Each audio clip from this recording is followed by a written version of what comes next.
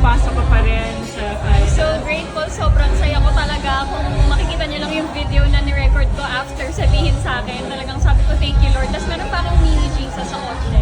Nakita ko talaga, thank you Lord, gabi ka sa pagat ng prayers. Yung kahit impossible na, kasi akala ko tapos na kasi syempre, na workshop na sila and everything. So, wala, hindi ko na talaga naisip na makakasali ako.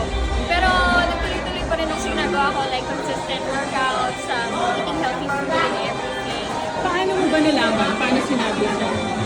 Tinawagan nila ako. Sabi nila, are you still willing to be a supermodel? Sabi ko, of course, sino bang may ayaw? Siyempre, sabi niya, kaya ba ng schedule mo? Kakayanin ko ng schedule yan. Basta, kasi kaya nga ako sumali. Kasi, ready ako. Always ready. Ano sabi ng Showtime family mo? Kinongratulate nila ako nung pagdating ko sa Showtime. Lahat sila, tapos parang everyday nila ako kinocongratulate, promise. Lalo si Ryan Bang, congratulations, Sean. Kaya mo yan. Ganun siya talaga lagi. Sobrang expressive niya sa lahat ng mga sinasabi niya sa akin. And ayun, sila din lahat. Si Darren, tinutulungan niya ako mag-diet. Kapag sinasabi ko, di parang nagugutom pa ako. Hindi pa. Ganun siya. Super supportive talaga nila. No joke, promise talaga. Pero syempre, di ba, ang busy ng schedule nyo, yung Showtime, ito, of course, may ginagawa. Paano mo na-isip yung workout? By waking up early in the morning. Every day, gumagising ako ng 6 a.m., 7 a.m. para mag-devotion. And after nun, konting stretching. Kasi I believe yun nga, tulad ng advocacy na sinasabi ko na kapag inuna mo talaga si God sa buhay mo, everything will follow. Lahat talaga ng, yung may isip mo na itong katawan na to, borrowed body lang to, so kailangan natin siya i-glorify for this body, kailangan natin paalagaan to. Dahil this is the temple of God. How does it feel yung daddy mo kasali sa Sobrang saya. Actually, gumawa nga kami ng reaction video din nung sinurprise ko siya ng photoshoot. Pero dahil malabo yung mata niya, hindi siya na-surprise sa akin. Pero after nun, umiyak siya, hinag niya ako. Tapos umiyak siya, sabi niya, ngayon palang panalo na ako, umiyak. Sabi niya sa akin, ngayon palang naiiyak na ako kasi kasama kita. So, masaya ding memory to, core memory to for me, para sa aming dalawa na lumalaban kami ng isa. Diba kasi sino mag-aakala? Safe to say ba na buong family nyo ay medyo health buff or ano? Yes, lahat. Yung mom ko, Zumba instructor. Si ate, Zumba instructor siya, baby doll phone. And naging coach siya dati sa gym. And si Marga, bikini athlete, yung yung kapatid ko mas bata sa akin. Tapos jiu-jitsu player din siya, tsaka yung bunso kong kapatid. Yung panganay ko namang kapatid, bodybuilder, kahit pati si Papa. So lahat talaga into fitness. Kaya may inspire ka talaga sa bahay.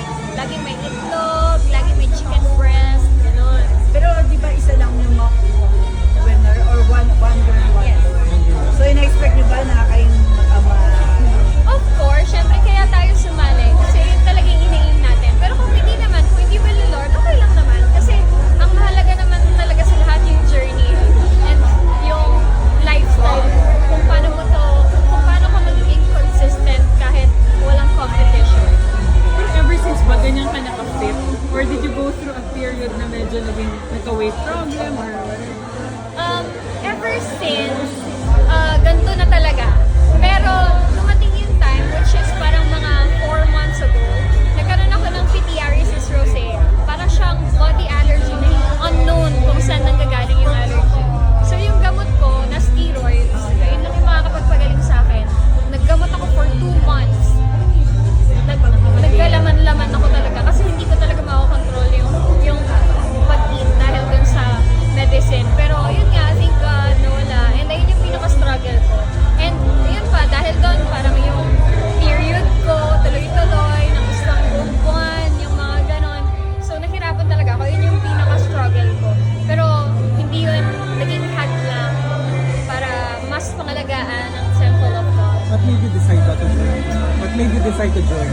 Matagal ko nang nakikita ang Century na. And unang-unang inspiration ko, si Papa, kasi sumali siya 2 years ago. Pero hanggang callback lang din naman siya. And yun nga, happy ako kasi baka ito yung time kaya hindi siya natanggap before 2 years ago kasi kasama na kami ngayon. Pero hindi naman din secret, no, na ano yung pakiramdam mo, no, kasi hindi ka napasok nung una, nung top 14. Totally okay.